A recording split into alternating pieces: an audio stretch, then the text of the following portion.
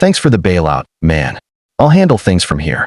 Ryan said it with his usual grin, reclining in the office chair as if he'd just received a gift instead of being given control of the restaurant I saved with my own funds. I'm Mike. Betrayal, 38 years old, and I just witnessed my family conclude that I wasn't fit to manage the business I rescued from bankruptcy. We were cramped in the back office of Betrayal's Kitchen, our family's Mexican-Italian fusion restaurant on the west side of San Antonio. Just 3 months ago, this place was on the brink of shutting down for good. $122,000 in debt, eviction threats from the landlord, and vendors cutting ties.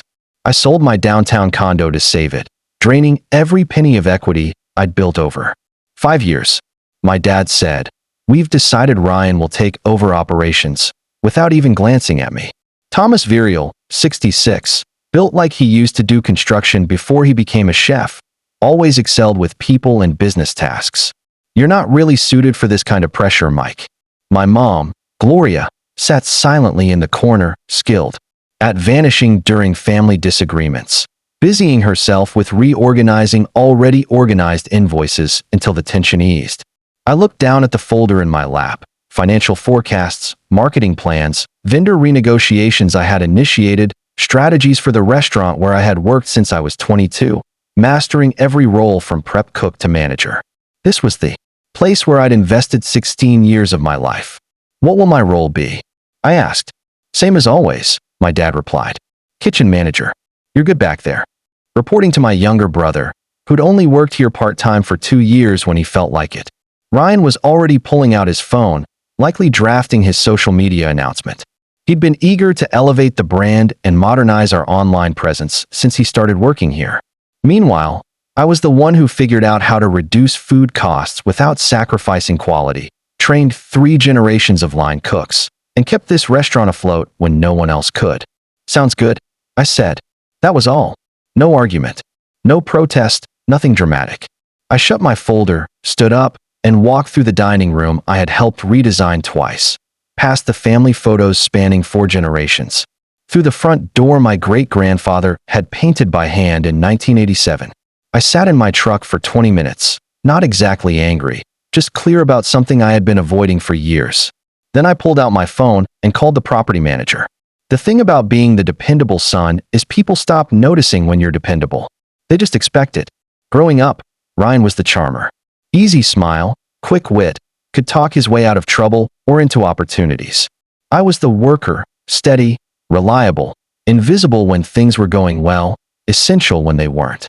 When my parents opened Betrayal's Kitchen in 1999, I was 14, Ryan was 11.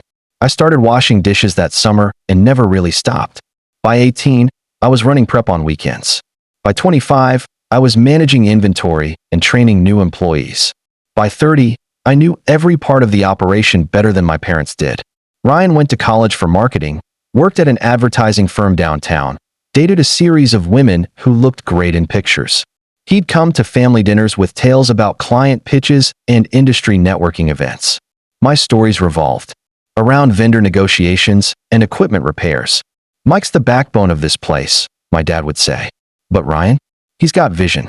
Apparently, vision meant posting pictures of our food on Instagram and suggesting we add Korean fusion items because they were trending. Never mind that our customers came for traditional Mexican combinations perfected by my grandmother over decades.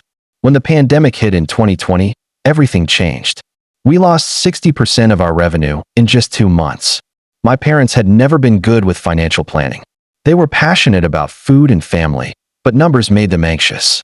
They started falling behind on rent, utilities, supplier payments, equipment, and loans. By late 2023, we owed $122,000, and the landlord was threatening eviction. My parents had already mortgaged their house twice. Ryan was scraping by in a shared apartment. I had my condo downtown, purchased in 2019. I'd built up decent equity. "It's just temporary," my dad said when I offered to sell. "Once business picks up, we'll pay you back." I knew it wasn't temporary, but I did it anyway. I used every cent from the sale to settle our debts. The landlord insisted on transferring the commercial lease to my name since I was writing the checks. From his viewpoint, it made sense. He wanted someone financially responsible as the primary Leaseholder. I agreed without giving it much thought. Family is family. But over the past 3 months, I started noticing things. Ryan would show up late, leave early, and spend most of his time snapping photos for social media. When suppliers called with issues, they asked for me. When equipment broke, I was the one who fixed it. When staff had questions about schedules or procedures, they came to me. My dad would watch Ryan charm customers in the dining room and see the business's future. He'd see me manage a kitchen crisis or negotiate with a tough vendor and just see Tuesday. Ryan was better with people. I was just good at keeping things running. I didn't drive home after the meeting. Instead, I ended up at Brackenridge Park, sitting on a bench near the river, reflecting on the past 16 years of my life. The realization wasn't dramatic. It was quiet, like most truths. My family had never viewed me as anything beyond reliable. Muscle, good for heavy lifting, problem solving, crisis management, but not as leadership material, not deserving of respect or decision-making authority, certainly not capable of running the business I just saved with my life savings. They looked at me sitting there with financial projections and growth strategies and decided I wasn't suited for management pressure, despite 16 years of handling everything this place could throw at me. But Ryan could make customers smile. So Ryan got to be the boss. My phone rang. It was the property manager. Mike, got your message. You mentioned questions about the lease. Yeah. If I wanted to change the management structure of the restaurant, what would that look like legally? Change it how? New operating partner, different leadership structure. He was quiet for a moment. Well, you're the primary leaseholder. As long as the business keeps current rent payments and insurance, you can structure operations however you want. Thinking about bringing someone in. I told him about Lucia Ortega. I'd been mentoring her for the past year. She was a line cook at a downtown restaurant, but had real talent and a growing social media following. Food Network had featured one of her pop-up events. How fast could something like that happen? I asked. A couple of days if you have. The paperwork ready. Want to run this by your family first?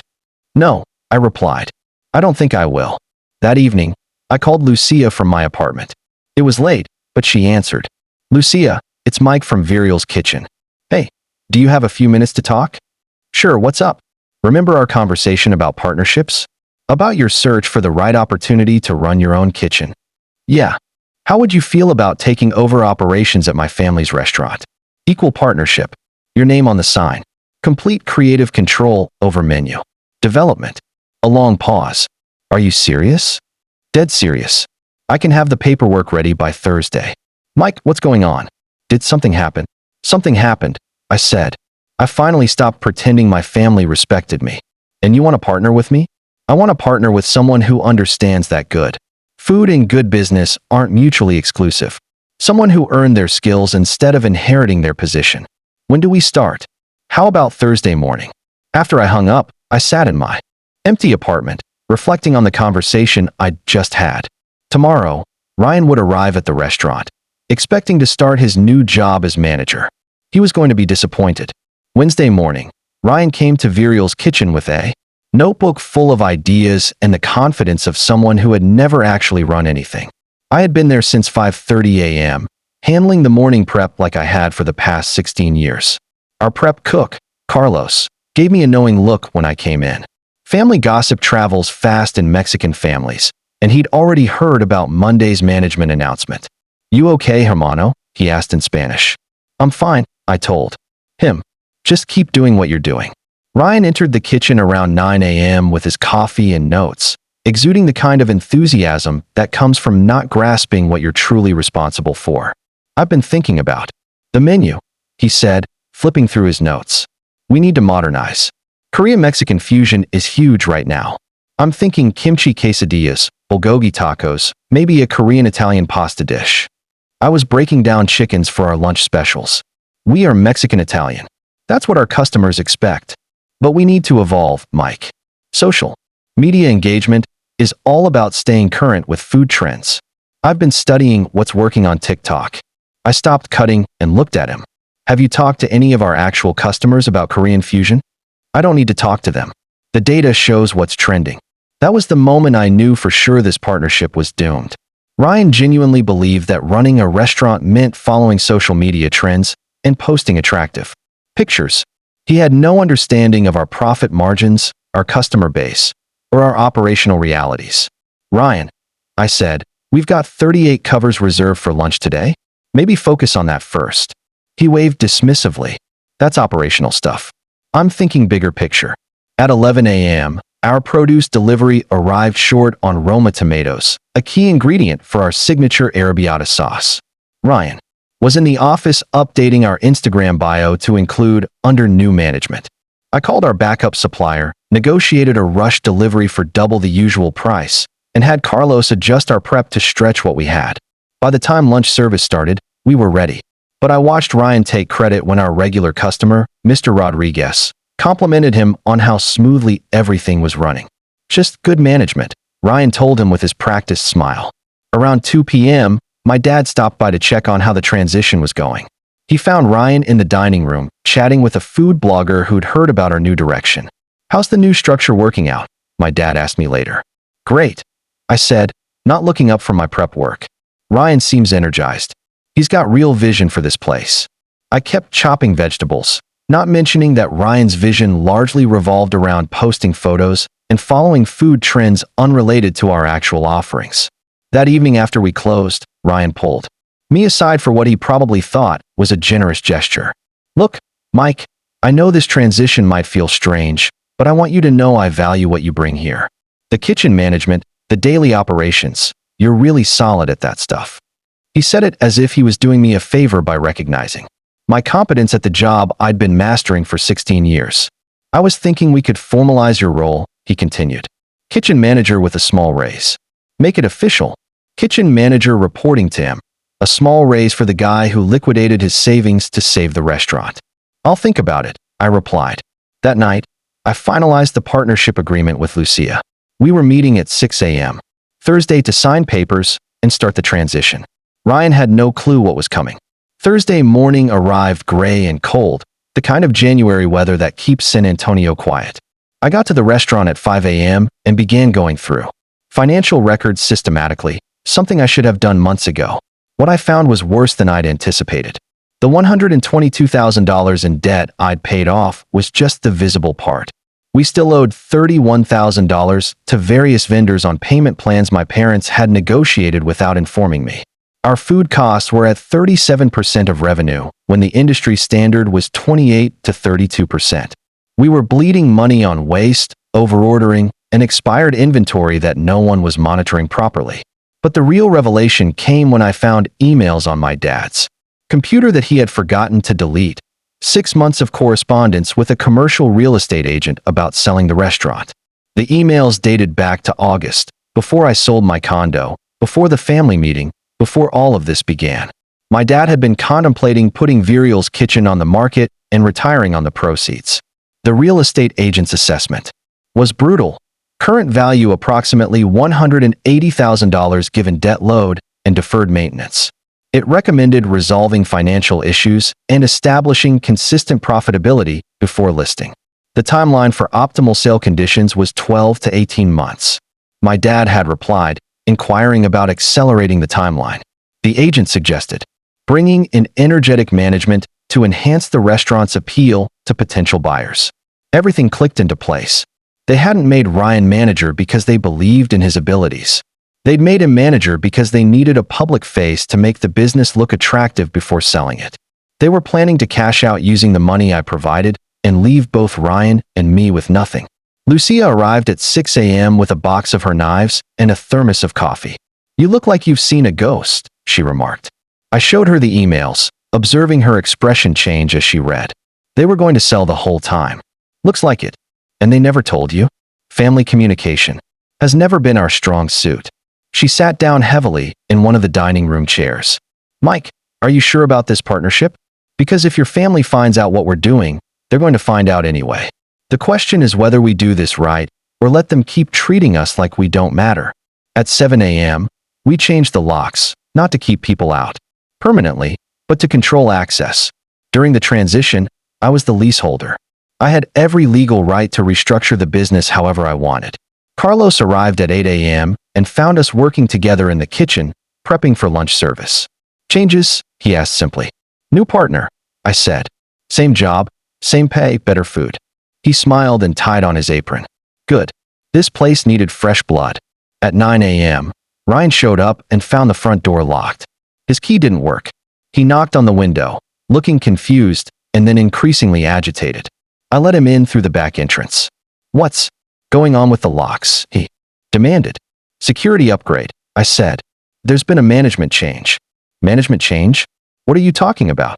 I handed him an envelope containing a formal letter. Virial's kitchen was now operating as Virial and Ortega. His employment was terminated effective immediately with 2 weeks of severance. You can't do this, he said. Dad made me manager. Dad doesn't have the legal authority to make management decisions.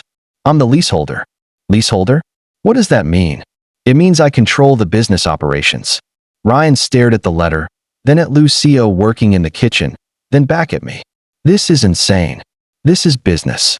I'm calling Dad, Ryan said, pulling out his phone. Go ahead, I told him. But you might want to ask him about his conversations with the real estate agent first. Ryan stopped dialing. What real estate agent? I showed him the emails, watching his expression go through the same sequence of emotions mine had just an hour earlier. Confusion, realization, anger. They were planning to sell? He asked quietly. After you helped make it look profitable enough to attract buyers? He sat down in one of the dining room chairs, still holding his phone. For maybe the first time since I'd known him, Ryan was utterly speechless.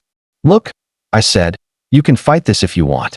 Call Dad, call a lawyer, make a scene, but you'll be fighting me, not them. And I actually know how to run this place. Lucia came out of the kitchen carrying a plate. Try this, she said to Ryan. He looked at her suspiciously, then at the food, Korean spiced carnitas with traditional Mexican rice and a gochujang cream sauce that somehow didn't clash with the other flavors. Ryan took a bite. His expression shifted completely. This is incredible, he said. That's what happens when you base menu changes on actual cooking skills instead of social media trends, I remarked. He finished the entire plate in silence. When he was done, he looked up at me. How long have you been planning this? Since Monday night. Seriously? Sometimes the right decision doesn't take long to make. Ryan nodded. Slowly. What about Mom and Dad? What about them? Are you going to tell them what you found out about the selling? That's up to you. He contemplated this. Can I ask you something else? Sure. Do you think I would have been good at managing the restaurant?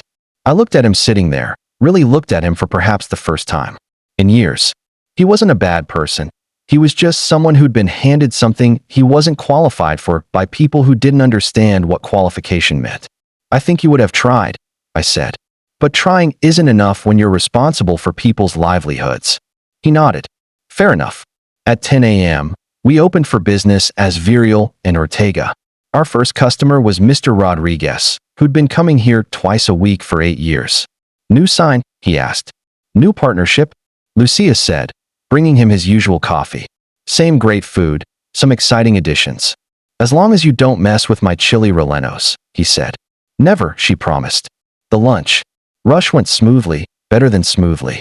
Lucia's presence in the kitchen elevated everything. Her technique was cleaner than mine, her flavors more complex. Customers noticed. By 2 p.m., we'd served more covers than we typically did on a good day. Ryan left around noon, shaking hands with Lucia and nodding at me. Good luck, he said. I think you're going to need it when Dad finds out. Probably, I replied, but not for the reasons he thinks. That afternoon, I called our suppliers to introduce Lucia as my new partner and update our ordering procedures. I called our insurance company to add her to the policy. I called our accountant to restructure the business entity. By 5 p.m., Virial and Ortega was officially operational. That evening, after we closed, Lucia and I sat in the dining room planning menu changes and reviewing the day's numbers. You realize your family is going to lose their minds when they find out about this? She said. Probably, I admitted. And you're okay with that? I'm okay with a lot of things I wasn't okay with 3 days ago.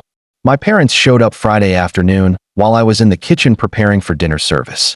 I heard my dad's voice in the dining room, loud and agitated. He was demanding to know where Ryan was and what had happened to the locks. Where's Mike? He asked. In the kitchen. Our hostess said quietly to my dad pushed through the swing doors as if he still owned the place. My mom followed behind him, looking smaller and more uncertain than usual. "What the hell is this?" he shouted, holding the partnership papers Ryan had shown him. "You can't just restructure the business without consulting us." "Actually, I can," I replied, not looking up from the onions I was dicing. "I'm the leaseholder. We're your parents, and I'm the person who saved your restaurant with my own money." My mom stepped forward.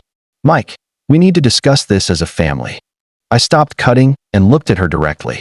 "Are we discussing it the same way we discussed selling the restaurant?" The kitchen fell silent. Even Lucia halted her. "Work? Selling?" my mom asked. "What are you talking about?" I pulled out my phone and showed them the email thread with the real estate agent, watching my mom's face change as she read. "Thomas," she said, "you told me those conversations were just preliminary. You said we weren't making any decisions." My dad's face turned red. "We needed to explore our options." "Our options?" I echoed. "After I liquidated my savings to give you those options." "That money was a loan," he said defensively. "Show me the paperwork." Asterisk, we don't need paperwork. We're family. Asterisk, I nodded and went back to my prep work. "Well, this family business is now called Betrayal and Ortega. You can see yourselves out." Asterisk, Mike. My mom said quietly, "Please don't do this." Asterisk, I looked at her. "Do what? Run a successful restaurant? Treat my partner with respect? Make decisions based on competence instead of favoritism?" Asterisk, my dad stepped closer. "This is still our restaurant." Asterisk, no, I said firmly. "It's mine." Asterisk, 8 weeks later, Betrayal and Ortega was thriving in ways the original restaurant never had. Lucia's menu additions attracted new customers, while keeping our regulars satisfied. Her social media presence generated traffic we had never experienced before. Food and Wine magazine was sending a photographer next month to feature us in an article about innovative Mexican fusion in Texas. Our food costs had dropped to 29%, deferred maintenance was complete, we hired 2 additional line cooks, and increased wages for our existing staff. Most importantly, we were profitable. Actually profitable, not just breaking even. Asterisk, Ryan dropped by occasionally, usually late in the evening when we were closing. He'd secured a job at a marketing firm downtown and seemed genuinely happier. "How are mom and dad handling everything?" I asked him one night. Asterisk, Dad's still angry. Mom keeps asking if you'll come to Sunday dinner. Asterisk, what do you tell her? Asterisk, that you're building something they didn't think you could build. Asterisk, my parents never formally apologized, but they stopped fighting the partnership after the first month. It's hard to argue with success when the restaurant was busier than it had ever been. Asterisk, the real estate agent called once to ask if we were still interested in selling. I told him to remove us from his listings permanently. Last week, I signed a 5-year lease renewal with an option for another 5. The property manager informed me that we were the most stable tenant in the building. Asterisk, that evening, I sat in the dining room after closing, looking at the sign Lucia had designed. Betrayal and Ortega, crafted from scratch. Simple, honest, accurate. Ryan was right about one thing. I wasn't built for the kind of pressure my family created. I was built for the kind I chose myself. Asterisk, with the restaurant thriving, I found myself reflecting more on what had changed, not just in the business, but within me. The weight of responsibility I had felt for so long had shifted to a sense of ownership and pride. I was finally in control of my fate, and it felt liberating. Asterisk, as I worked alongside Lucia, our partnership blossomed. We developed a rhythm in the kitchen that felt almost like a dance. She brought creativity and flair to the menu, while I ensured everything ran smoothly. We complemented each other perfectly, and our customers could sense the passion we poured into every dish. Asterisk, one evening, after a particularly busy dinner service, we sat down together to review our plans for a new seasonal menu. "What do you think about adding a few more local ingredients?" Lucia suggested, her eyes sparkling with excitement. "We could showcase what San Antonio has to offer." Asterisk, I love that idea, I replied, already envisioning the dishes we could create. Maybe some locally sourced heirloom tomatoes for a fresh salsa, or even some artisan cheeses from the hill country. Asterisk, Lucia nodded enthusiastically. And we could collaborate with local farmers for a farm-to-table event. It would really highlight our commitment to the community. Asterisk, as we brainstormed, a sense of camaraderie filled the room. I could see how far we had come, not just as a restaurant, but as partners. My phone buzzed, pulling me from my thoughts. It was a text from Ryan. Can we talk? Need to discuss some things. Asterisk I few. Hesitated, the memories of how things had ended between us still fresh. But as I looked at Lucia, I realized that maybe this was an opportunity. I think I should meet with him, I said, deciding to be open to the possibility of reconciliation. Just be careful, Lucia advised, her expression serious. You've built something special here, Mike. Don't let anyone undermine that. I won't, I assured her. This is my business now. Later that week, I met Ryan at a coffee shop. He looked different, more relaxed, more himself. Hey, thanks for meeting with me, he said, taking a seat across from me. I know things have been tense. Yeah, they have, I replied, keeping my tone neutral. What's on your mind? I've been thinking a lot about what happened and how I handled things, he said, rubbing the back of his neck. I realized I was trying to fit into a mold that wasn't right for me. I wasn't ready for the responsibility, and I didn't. Respect what you were doing. I took a deep breath, feeling the tension ease. I appreciate you saying that. It's been a lot for me too. I didn't expect to be in charge, but it's been a good challenge. I've been doing some marketing. Work for a local businesses, he continued. I'd like to help you out with some promotions for Betrayal and Ortega if you're open to it. I know I don't have the restaurant experience, but I can contribute in other ways. Really, I was surprised but intrigued. That could be beneficial. You know the market, and I could use the extra support. Let's try collaborating, he suggested, a hint of hope in his voice. Maybe we can both learn from this. As we talked, I could see the sincerity in his eyes. Perhaps this was a new beginning for us. It wouldn't be easy, but we could find a way to work together while respecting our different strengths. After our meeting, I returned to the restaurant with a newfound sense of optimism. Lucia was busy prepping for the dinner rush when I walked in. How did it go? She asked, looking up from her station. I think we might be able to work with Ryan after all, I said, sharing the details of our conversation. Really? That's great. Having him on board could open up new opportunities for us. Yeah, I hope so. We'll take it slow and see how it goes, I replied, feeling a sense of relief wash over me as we moved forward. I realized that the journey of running Betrayal and Ortega was about more than just business. It was about forging relationships and building a community. With Lucia as my partner, and even Ryan potentially back in the fold, I felt a sense of balance and purpose that I had long sought. The next few months flew by as we implemented new menu items, hosted events, and continued to grow our customer base. The restaurant became a hub of creativity and energy, and I reveled in every moment. I was finally living the life I had always wanted, a life where I could express my passion for food and connect with the community around me. As I looked around the bustling dining room one evening, I realized that I had not only transformed the restaurant, but also myself. I was no longer just the reliable son. I was a leader, a partner, and someone who was finally in control of his destiny. And for the first time in years, I felt truly at home.